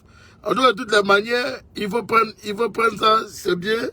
Et sache que nous, on est bien sortis, ok, de quelque part. Mais apparemment, toi, tu es sorti de ton anus. De l'anus de ta mère, donc nous, on n'a pas de problème avec ça. La mort de Kamara H, on a déjà détaillé, Chris Andelet, on a déjà détaillé ça dans une de mes vidéos où il a déjà intervenu. Ça sera un peu de trop, ok. Mais bon, si tu veux parler de ça, moi, il n'y a pas de problème. Hein. Mon vieux, on dit la mort de Kamara H. Voilà. La mort des camarades H, j'avais déjà parlé de ça dans une de mes vidéos. Je dis la mort des camarades H a été planifiée. Comme les manifestants, les dames, la manifestation des dames à Abobo. C'est dans la même planification que la camarade H a été planifiée. On nous a fait savoir que le camarade H a été tué par l'escadron de la mort du président Laurent Gbagbo. Et pour faire incitation à la haine, pour que les gens puissent se révolter, pour que tous peuvent se révolter contre Laurent Gbagbo et que l'opinion internationale puisse nous venir en aide. Mais en réalité, camarade H a été assassiné toujours par ces mêmes mascarades. La preuve en est qu'aujourd'hui, la femme de camarade H, pour la remercier, le feu Amadou Gon Coulibaly, père à son âme, a rappelé Dame Fandasso à elle, et elle est partie. Aujourd'hui, elle se retrouve au RHDP. Elle est aujourd'hui dans le même parti qui a été à l'origine de la mort de son mari. Donc en réalité, la mort de camarade H a été une mise en scène comme les femmes d'Abobo. Voilà. Ok. Il y a un qui dit quelque chose ici. Il dit que quand vous parlez, on se rend compte que vous ignorez la situation réelle de la Côte d'Ivoire, à supposer qu'une insurrection fasse partie Ouattara, donc vous pensez que les partisans de Ouattara vont vous applaudir, essayez-vous et vous verrez ce qui va se passer. Donc il faut lui répondre à lui. Merci beaucoup. Je peux dire à cet individu... Il s'appelle Canon... Non, attends, il s'appelle Canon Soro. Voilà, donc c'est son nom. Ok. Dites à ce dernier que les partisans de Ouattara n'ont pas le monopole de la violence. Aujourd'hui, pourquoi les partisans de Ouattara sont influents? Parce qu'ils ont l'appareil du pouvoir. Mais ça ne serait tardé. Ça ne serait tardé, M. Soro, pour vous dire que les partisans de Ouattara, s'ils sont gâtons, au moment opportun, qu'ils sortent dans la rue, on verra entre nous qui est qui et qui est garçon. D'après le jargon des petits coulards, en Beignon-Rollon, on se connaît. On sait qui est capable de quoi et qui sait faire quoi et qui peut faire quoi. Aujourd'hui, si le parti au pouvoir, avec l'entremise des militaires ou des soldats à la guise de Ouattara, des miliciens aujourd'hui qui enchantent ces jeunes gens, on sait qui ils sont. Des syndicalistes, des microbes, des soi-disant microbes. C'est des peureux, c'est des présenteurs. On sait qui est qui dans ce pays, on se connaît en détail. C'est nous qui avons mis Ouattara au pouvoir. Autant de dérobés ici, le plus bandit de toute la Côte d'Ivoire s'appelait Pololo. Il est où? Il était le plus dangereux de tous les bandits de la Côte d'Ivoire. Mais c'est nous qui l'avons mis à terre. Juste pour te rappeler ça. Ce plaisantin qui est venu sur ton antenne pour poser cette question, lui dit que le jour J, quand ça va arriver, et que la masse va sortir dans la rue, si les garçons qui mettent la pancarte sur son front écrit son nom, je viendrai en face de lui, personnellement lui faire son affaire, même s'il veut avec son groupe. Le laisse, faut pas te fâcher, pardon, faut te calmer. Vous attendez, non? Vous êtes... Allô? Allô? Ah, vous avez fâché mon vieux père, il est fâché. Allô? Oui, allô? Oui, non, le vieux, faut te calmer, s'il te plaît, calme-toi. Ok? On n'est pas ici pour la bagarre. On veut éclairer la lanterne des Ivoiriens. Voilà, on ne peut pas faire par là. Bon, la dernière question. Attends, hein? Les questions sont venues en taille ici. Attends. Non, attends.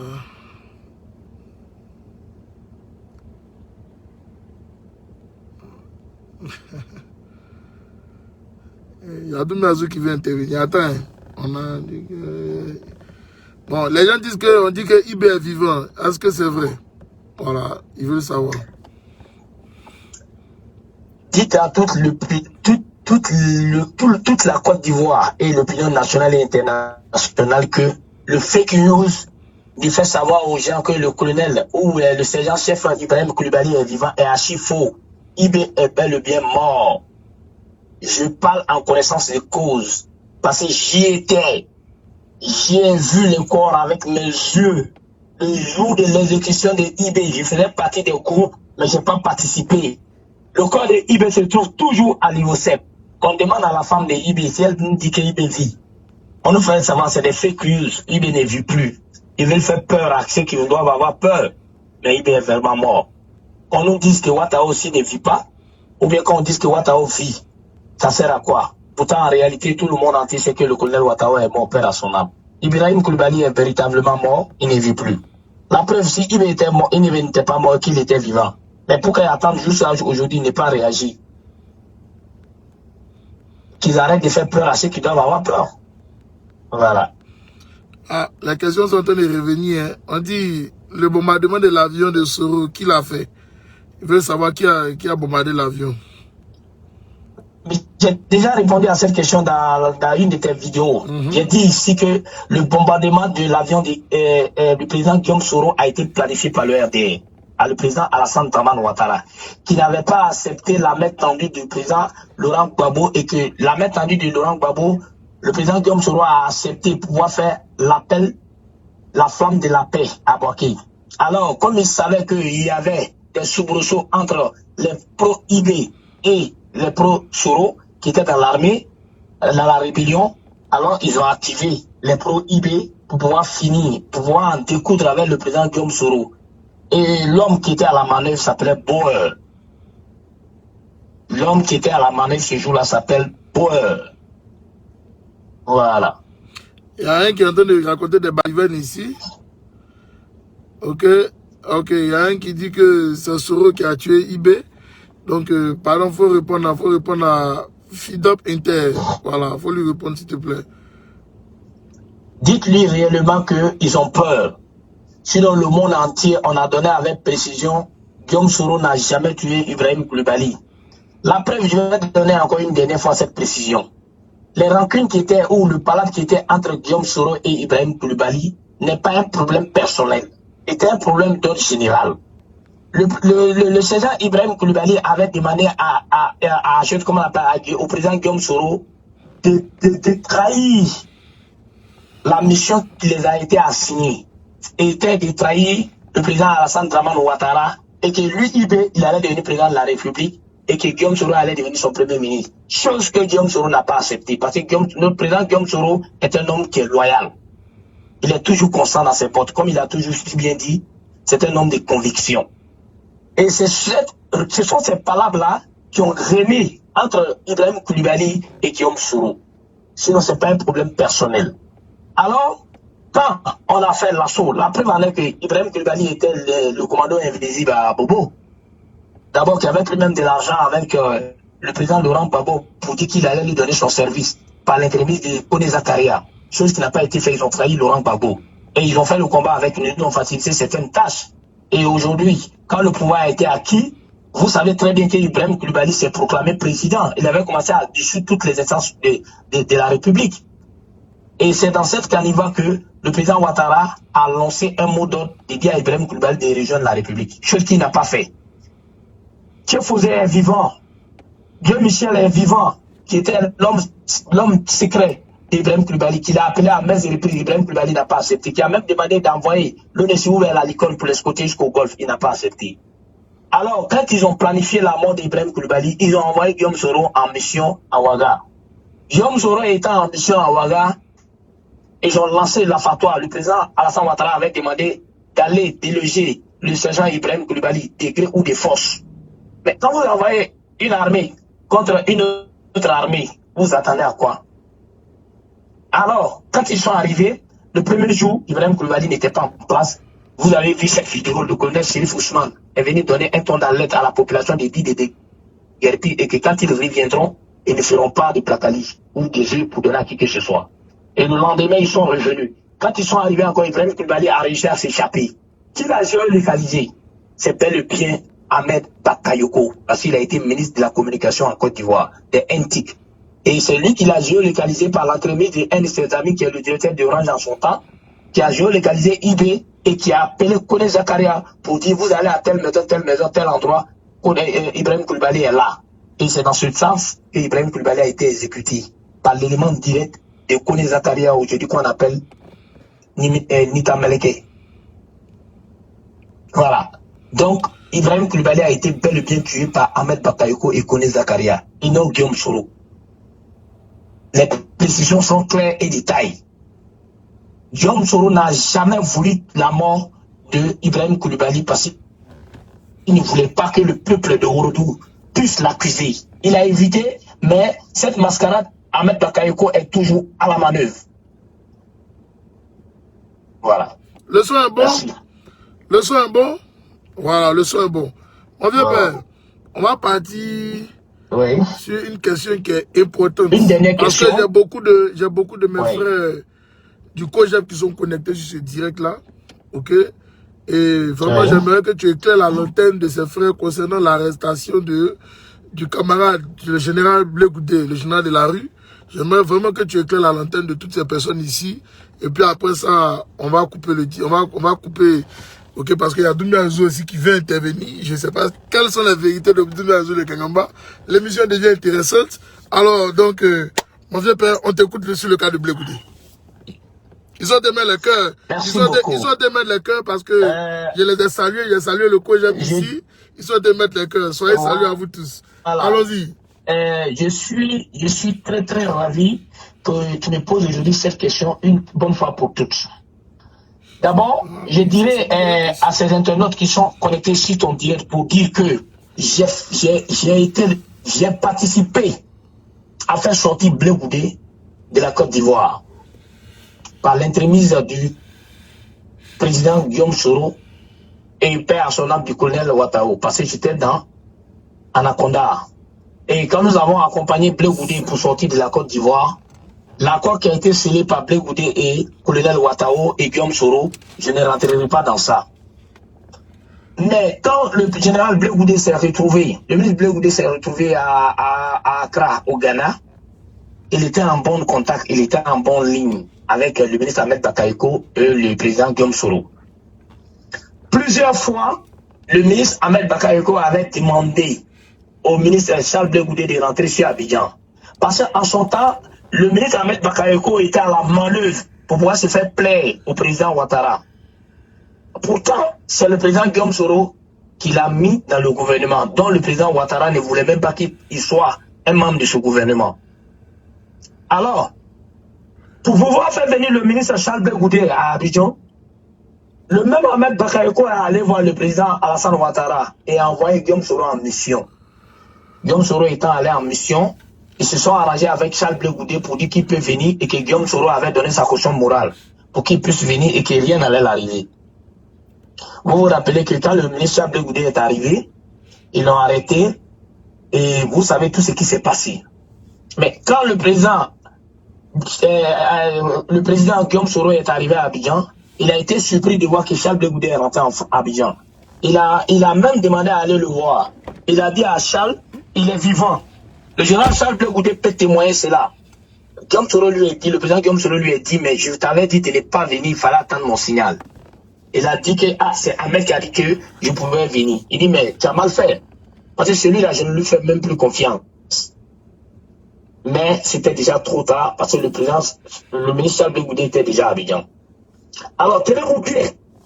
Pour que le ministre Charles Blé Goudé parte à la CPI, c'est le même Ahmed Bakayoko qui est passé à la manœuvre. Dès qu'ils ont arrêté le ministre Charles Blé Goudé, il devait être dans les mêmes 72 heures parti à la CPI. C'est le président Guillaume Soro qui a annulé à plusieurs reprises. Il partait voir le président de la République pour lui dire non, Charles Blé Goudé n'a pas sa place à la CPI.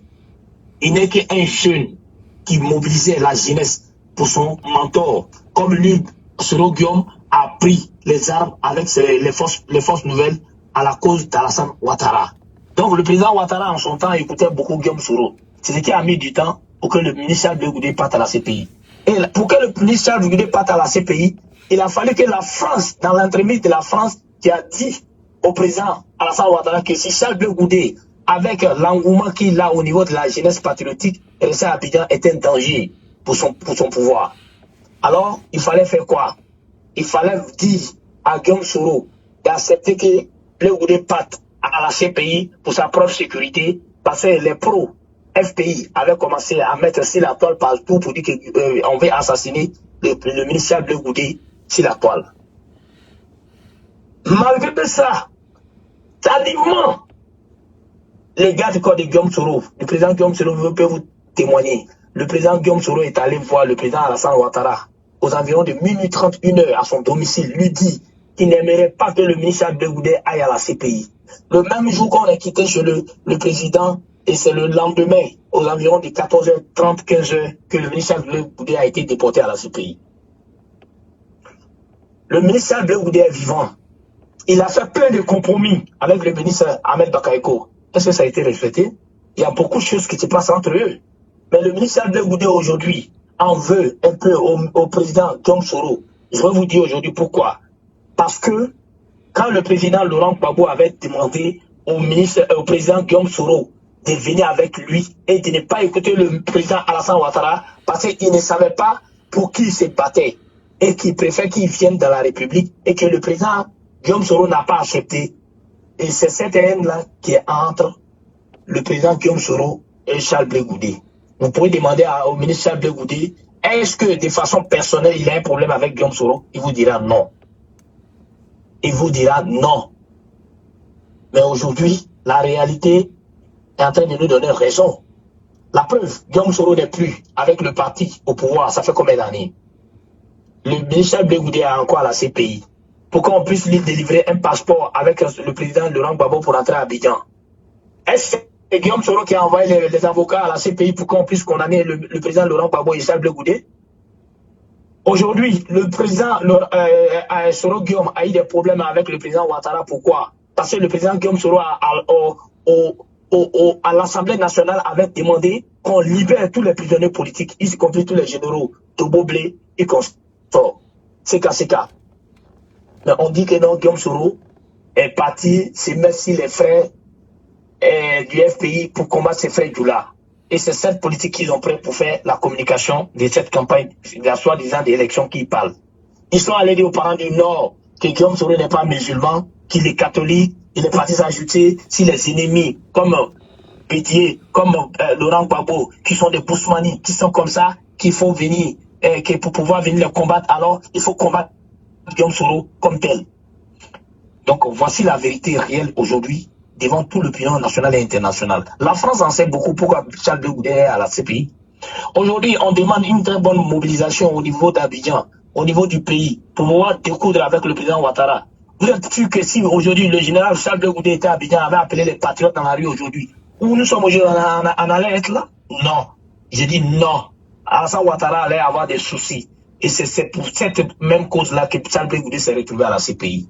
Pour vous dire que ce que nous sommes dedans aujourd'hui a été planifié 10 ans avant. Voilà. Merci. Ok, il y a une question. Et je peux te remettre. Non, attends, il y a une question. Les gens sont chauds ici, hein. Mais moi, il y a une question. L'affaire des armes dans la maison de Soul to Soul. Est-ce qu'on peut avoir l'histoire de comment est-ce que ces armes ont pu arriver chez Soul to Soul? Parce que Soul to Soul a été accusé à tort, et moi je le sais. Mais les Ivoiriens aimeraient avoir la version d'un sachant comme toi. Ok, donc nous attendons ta réponse. Merci beaucoup. En ce qui concerne les armes déversées ou stockées, a été entreposées dans le domicile de Suleiman Kamagaté, dit Soul to Soul. Ces armes ont été bel et bien acheminées par le jeune frère d'Alassane Ouattara, dit photocopie Ibrahim Ouattara, Tini Ibrahima Ouattara, qui a payé ces armes, qui ont envoyé ces armes, qui ont été convoyées au domicile de Soul to Soul. Ce jour-là, on a fait venir avec 3 gémines, 3 cargos militaires, qu'on envoie pour convoyer ces armes au domicile de Soul to Soul. Après l'assaut final à Abidjan, le président Guillaume Soro a fait la liste de tous les armes qui ont été entreposées. C'est les différents cadres du RDR et les cadres des forces spéciales et des forces nouvelles. Il a remis la liste au président Ouattara. Mais, comme je l'ai si bien dit, le ministre Ahmed Bakayoko et le jeune frère d'Alassane Ouattara, Tini Ibrahima, ils étaient déjà à la manœuvre. Toujours comment discréditer Guillaume Soro auprès du président Ouattara. Comment faire pour écarter Guillaume Soro du pouvoir.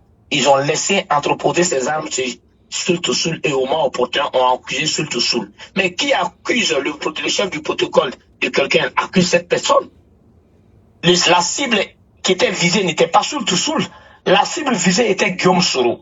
Mais en sortant, comme Guillaume Soro était à Abidjan, on ne peut pas l'accuser parce que Guillaume Soro est beaucoup écouté dans l'armée et que les 8400 se ressentent à Guillaume Soro, alors, pour cette peur, il fallait accuser son protocole direct. C'était des signes pour donner à Guillaume Soro pour dire de rester constant et qu'à tout moment, on pouvait en découdre avec lui. La preuve aujourd'hui, le président Ouattara, dans son interview dans un journal, Le Monde à Paris, qu'il a fait une interview, il a dit, il a mis la tête de notre mentor à prix. Aujourd'hui, tout le monde entier sait que Alassane Ouattara recherche Guillaume Soro pour le mettre aux arrêts et le mettre en prison à perpétuité.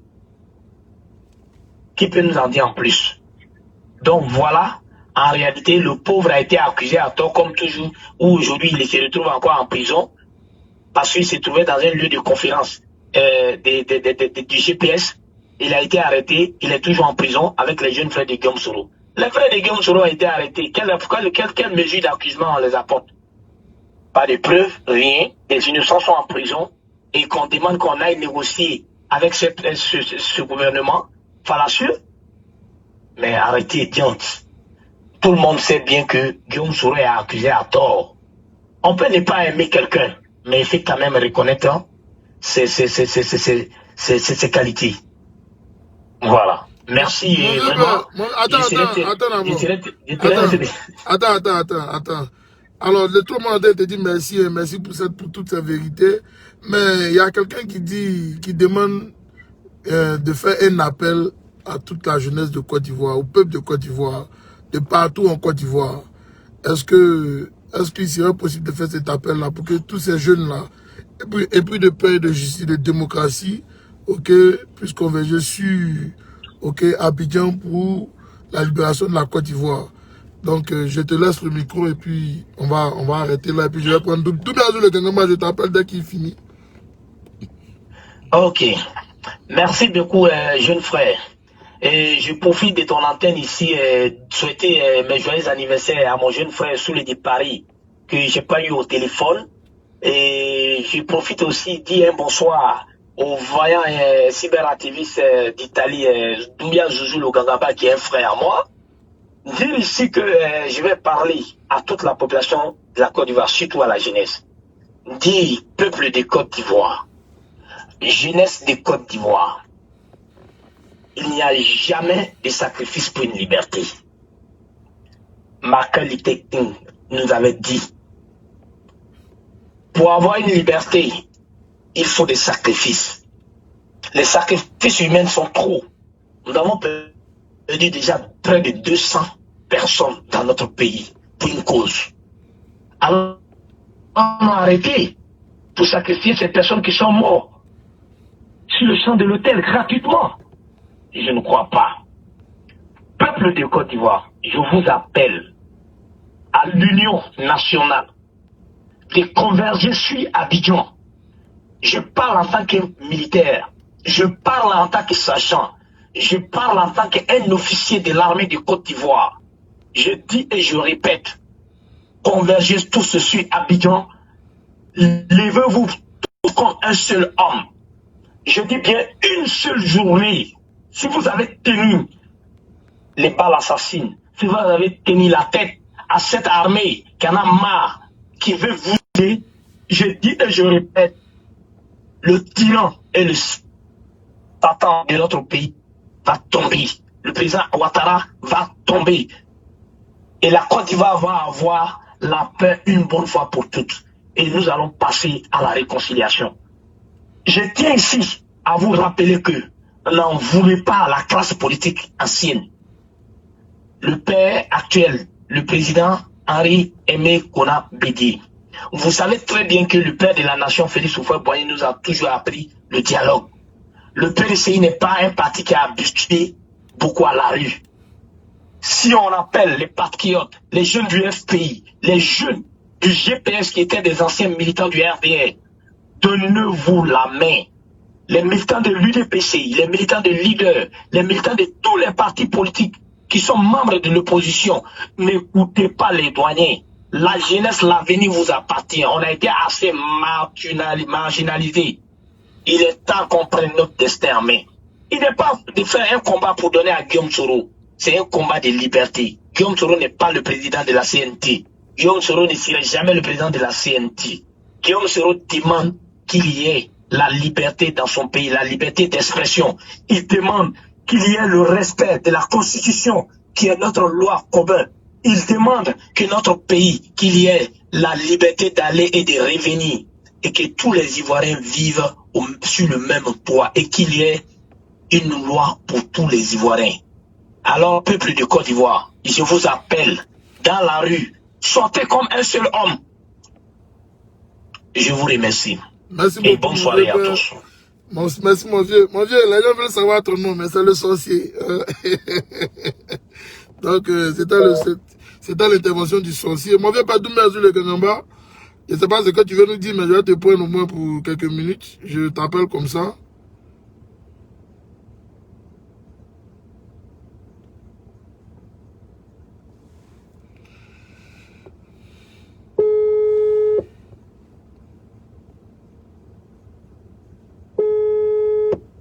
Doumé Azul le Kanyamba.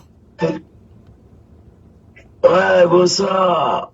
Jeune frère KGB le gourou. Je suis à mon poste. Mais respect à toi. Alors, tu as insisté pour intervenir. Tu as insisté pour intervenir. Voilà pourquoi. Parce qu'en fait, c'était une émission dont je devais parler un peu. Et puis maintenant, le vieux peut parler.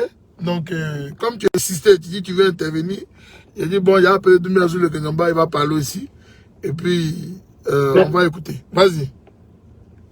Merci beaucoup, jeune frère KGB, le gourou.